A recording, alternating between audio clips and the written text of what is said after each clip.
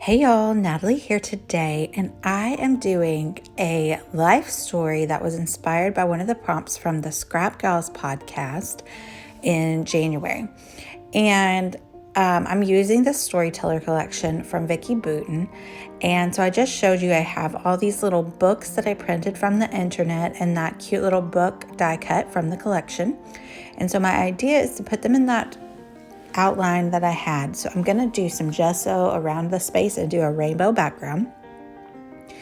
I have had these printed for a few weeks. I don't know what has kept me from doing it, but there's the dry gesso. I'm not even sure what the prompt was, but one of the examples, a girl did the books she read in childhood, and so it sparked me to remember about reading the books and about library in elementary school and all kinds of stuff. So I actually end up writing a 6x12 page of journaling as well. So you'll see that show up here in a minute, which is a lot for me. But I love how the story just came out, and it was just a super fun thing. And I can't wait for the next set of prompts, because I like, the reminiscing and the sparks that make you remember, oh yeah, I forgot about that. Let me write about that. And I wrote about the house that we used to live at, and I dream about that house all the time. So, so I'm using my shimmers colors here. I use Chickadee for the yellow, and the pink is a bright fuchsia. And I accidentally wiped up some of the yellow more than I meant to, so I'll have to go back. But I'm going to just spray it onto the mat and use my brush to apply it, just because it's in a precarious little spot right there. And I don't really want those colors to mix. So next I'm going to use Peachy Keen, which is like a pretty light orange color.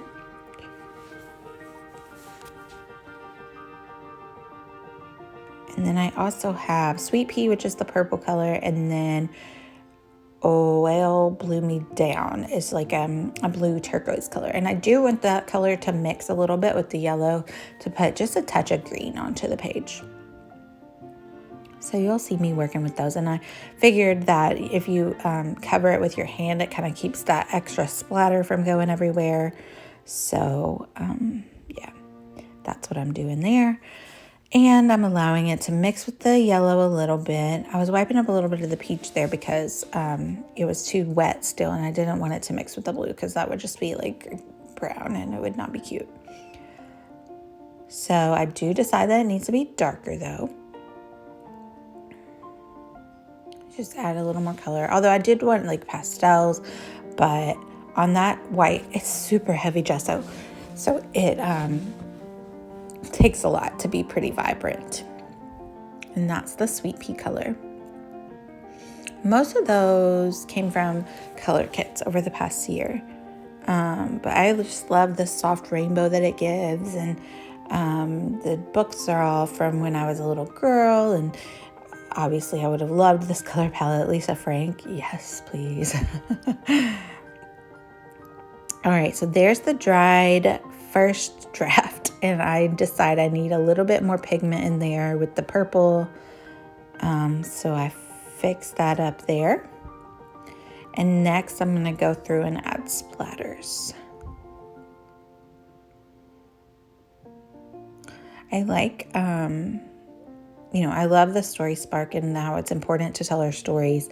But also the page came together really quickly, because once I printed those tiny little books, I was like, I'm not a linear kind of scrapper. I don't do grids that often. So an organic shape exploding out of that open book was really just an ideal idea for me.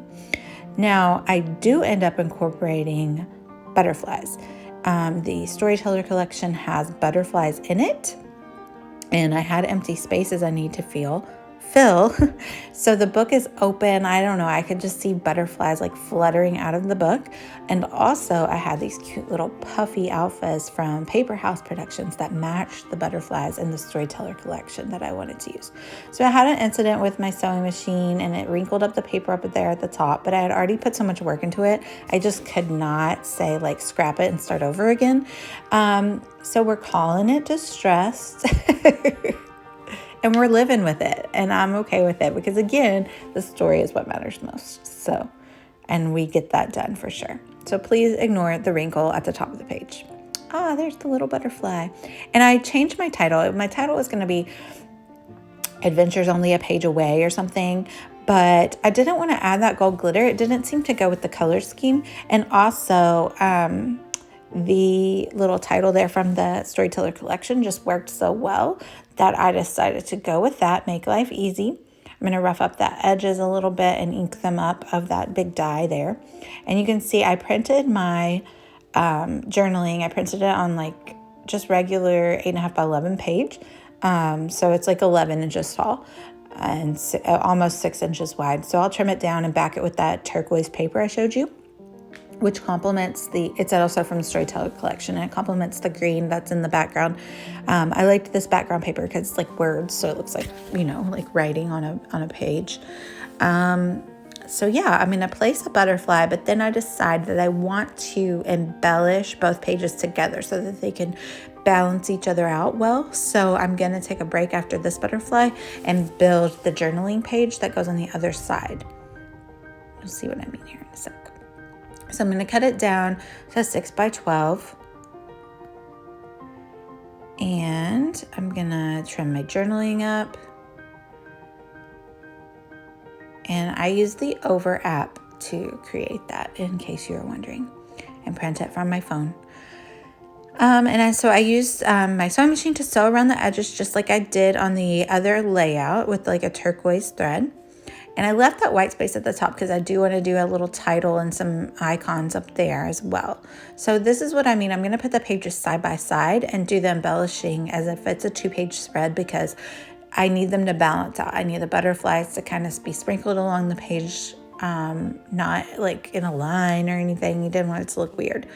So I die cut those butterflies with scrap papers from my stash and a little butterfly Momenta die that I had. And so, like, for example, I tilted that butterfly in a different direction because it needed to look opposite of the other page. These stickers are from Pink Fresh Studio, and that one's from Pink Fresh Studio. The other one, oh no, they all are. They're just from different collections.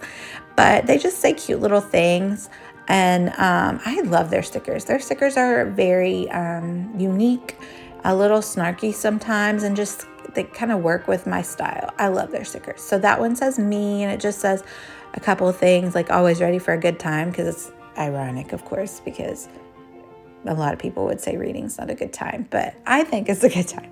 And I was obsessed with reading, and reading is an adventure, so I put all those little stickers in there. Now I'm going through and adding the puffy butterflies from the Paper House sheet. And I'm just kind of picking colors that are over there on the left-hand side page to bring them into the journaling page, just so that everything's cohesive and kind of goes together. So I go through and I sprinkle the little puffy butterflies, and then I decide that it still needs a little something more.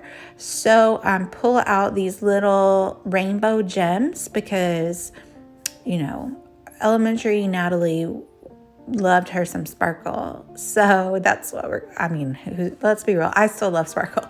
So, but they're rainbow, and so they match with all the colors, and I thought they would be a good little extra pop. So I add them all around the page, and then we're done. Let me know if you have any questions. I'm going to put a few links down below to like my affiliate links and the Scrap Gals podcast. I am super grateful that they have done these story sparks, and I love it, and it's so much fun. So go give them a listen. And thanks for watching. Bye, y'all.